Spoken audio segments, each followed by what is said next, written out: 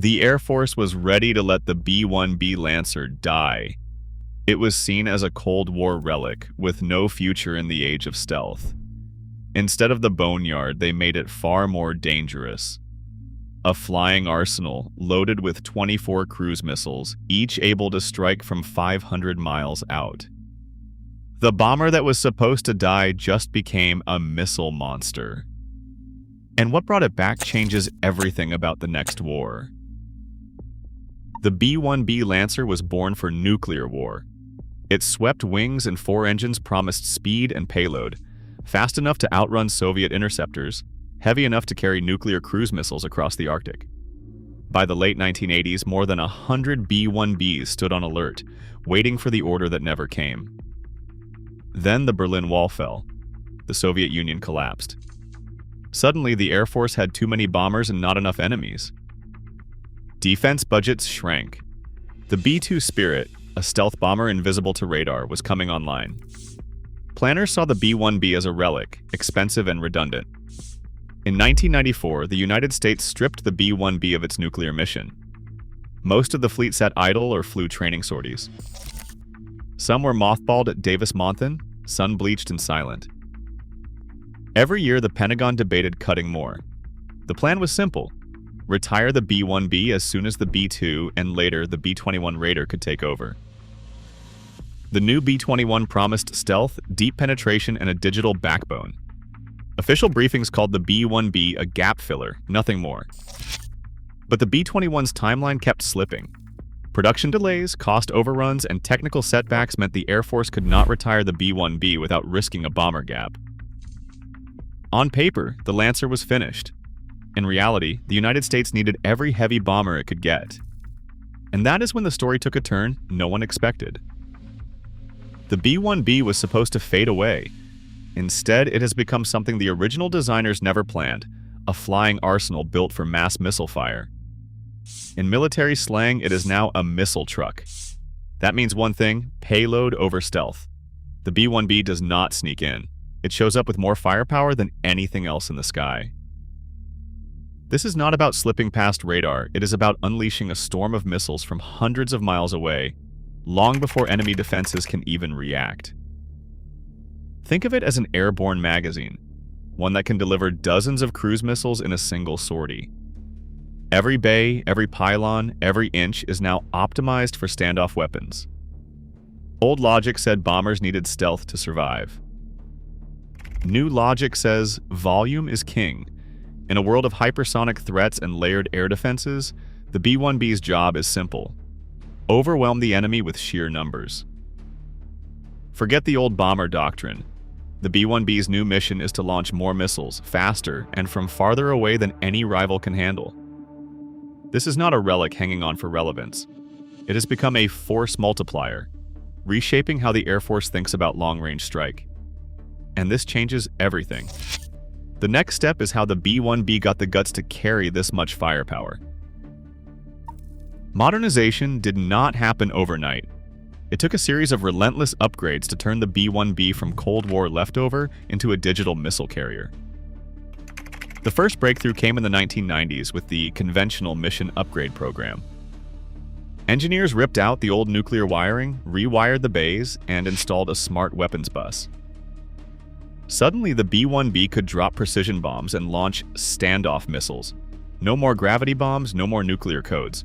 But that was just the beginning. By 2020, the integrated battle station overhaul transformed the cockpit. Gone were the analog dials.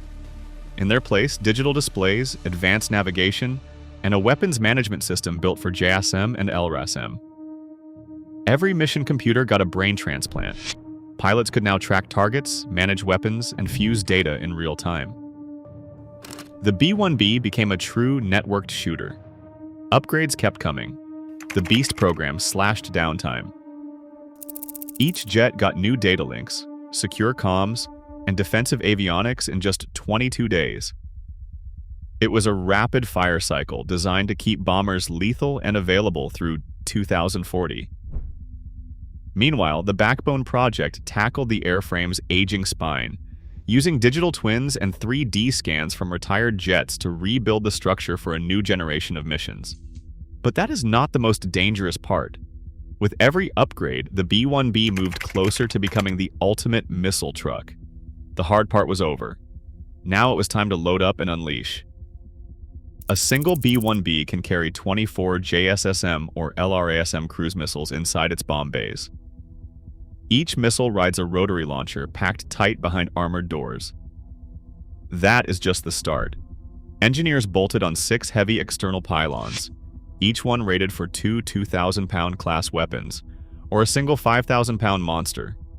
With pylons loaded, the payload jumps by 50%, soaring from 75,000 pounds to over 112,000 pounds.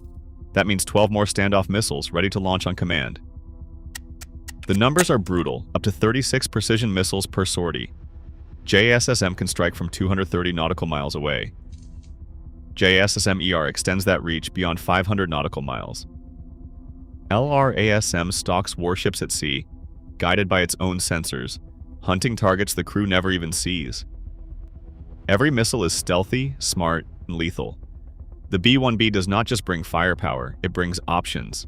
Land attack, maritime strike, bunker busting, or hypersonic payloads, all in one run. With this arsenal, a single bomber can saturate defenses or wipe out a carrier group. No other platform in the United States arsenal matches this volume of standoff fire. And the enemy knows it. That is why the B-1B is not just surviving. It is rewriting the rules of modern air power. Andersen Air Force Base, Guam. The runway roars as B-1Bs touch down, engines howling in the Pacific heat. These are not ceremonial flybys. They are bomber task force missions, real deployments, real crews, real targets. The Pacific Air Forces do not just talk about readiness.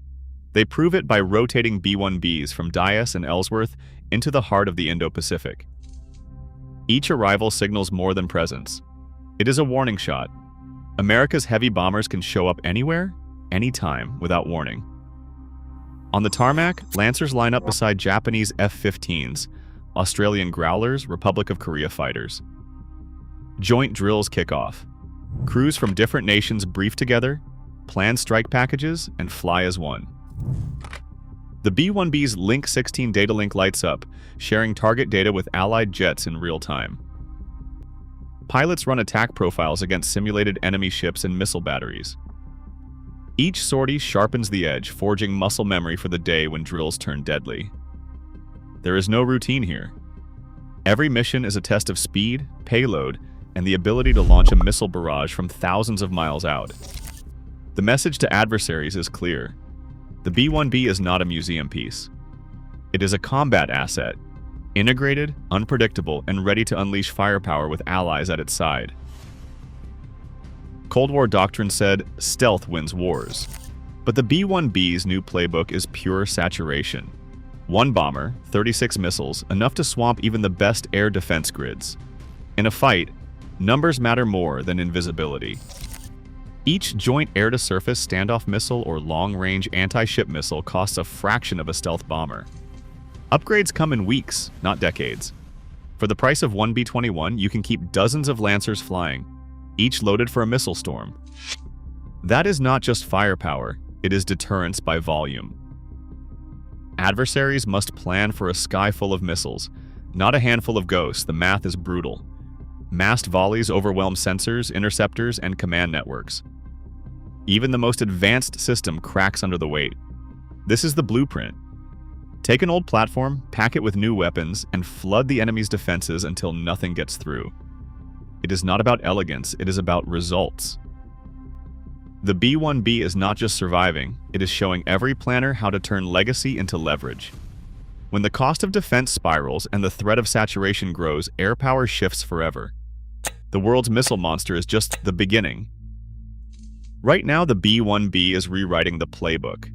In a world where standoff range means survival, one aging bomber threatens to tilt the balance across entire regions.